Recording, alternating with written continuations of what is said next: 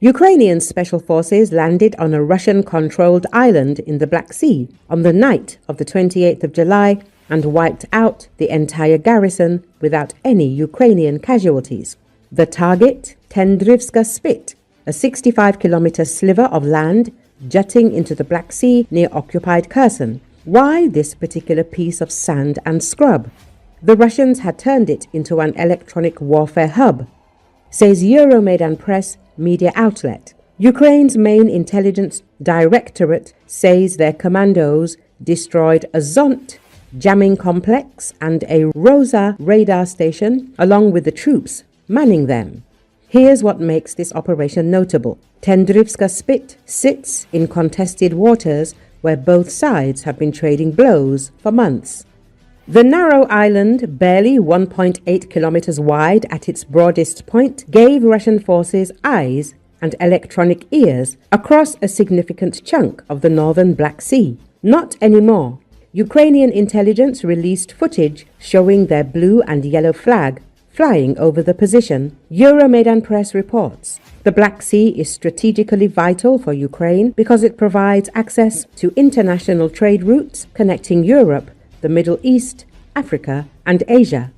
Ukraine conducts operations in the Black Sea both to defend territorial waters it considers its own and to disrupt Russian military and economic activities in the region. How did they pull it off? The operation relied on boats, funded through a private initiative called Boats for HUR, run by the Ukrainian Diana Podolyanchuk Charitable Foundation. International donors helped pay for the watercraft that carried the assault team to their target. The timing matters. Ukrainian forces have been systematically targeting Russian positions on isolated islands and coastal areas, using their advantage in small boat operations. Each successful raid forces Russia to commit more resources to defending scattered outposts.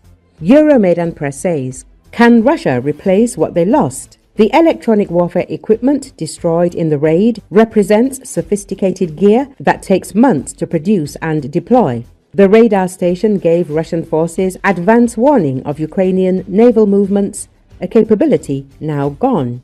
The operation signals Ukraine's growing confidence in conducting amphibious raids deep behind Russian lines. Previous strikes hit Snake Island and other Black Sea positions, but Tendrivska Spit sits closer to the Ukrainian mainland, suggesting expanded operational reach.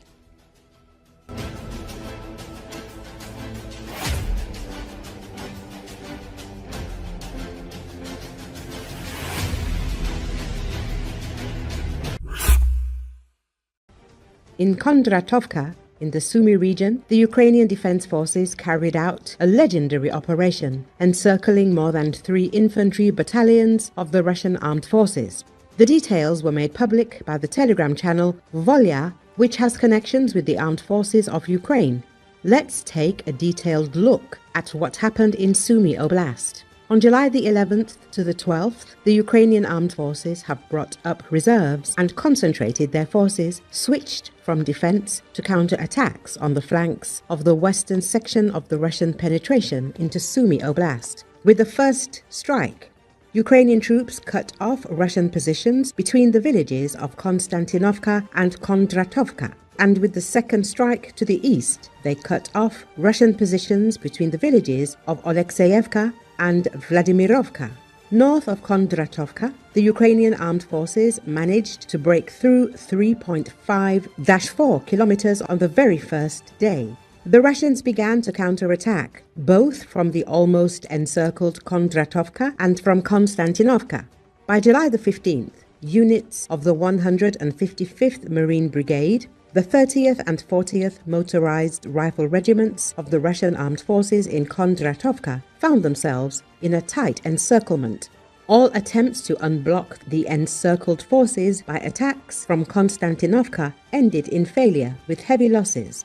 Up to 3.5 battalions were encircled, 1 from the Marines and 1 from each of the Motorized Rifle Regiments. It is important to clarify that the battalions were not at full strength, as they had suffered significant losses during the June and July battles. The total number of encircled forces is estimated by our interlocutors in the RF armed forces at between 311 and 840 people. Our sources in the Ukrainian armed forces estimate it at around 700 people. To unblock the encircled forces, GV Siva deployed up to 4 more battalions of infantry, marines and paratroopers. The encircled troops found themselves without supplies and evacuation, but the Ukrainian armed forces were in no hurry to stage a frontal assault on Kondratovka.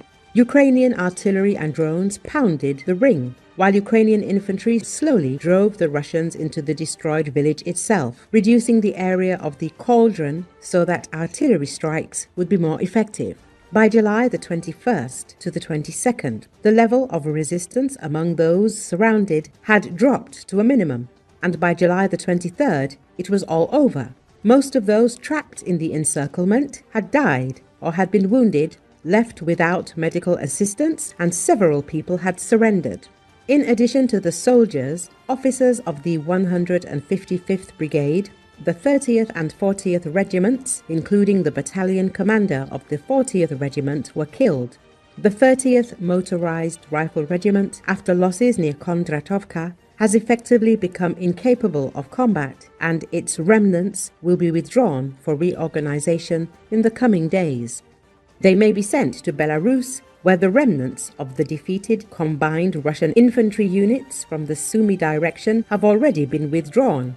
4 more battalions of Russian infantry and paratroopers are in a similar situation in the Alexeyevka area. If the Ukrainian armed forces manage to hold their positions north of Alexeyevka and prevent the cauldron from being unblocked, then the GV North will lose up to 1,000 men in it in the coming week. In this case, the 155th Marine Brigade and the 40th Motorized Rifle Regiment, whose units are in Alexeyevka, will be added to the completely destroyed 30th Regiment. The combined airborne unit, which was transferred to Alexeyevka on July the 10th to the 11th, will also be destroyed, having been assembled from different regiments of the 106th and 76th Airborne Divisions advancing nearby in the Yunakovka area.